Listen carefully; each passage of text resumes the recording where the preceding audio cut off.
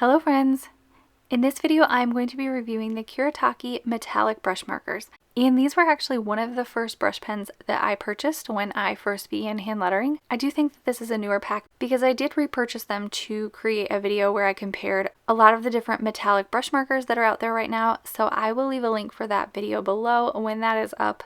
But even the ones that I had had for a long time were still going pretty strong. I don't think they were quite as vibrant or crisp, but as you can see, these are really beautiful. If you already watched my Fudebiyori brush pen review, then you know that I think this is a really good kind of in-between size marker.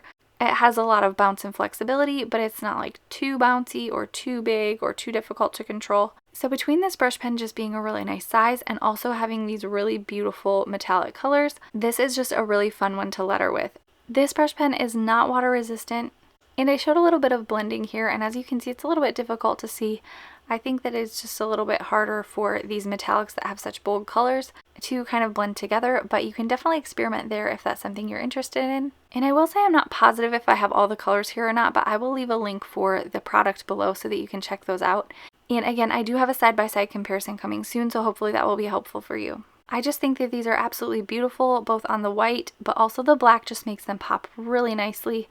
I hope that this was helpful for you. If you are looking for more brush pen reviews, I will leave a link for the playlist for my Pen a Day Challenge reviews where I'm reviewing over 31 different brush pens for hand lettering. I'm trying to keep those quick and to the point so that you can watch those through so that you can decide what is best for you and what is maybe something that you can pass on. So I hope that's helpful for you, and I will see you in my next one.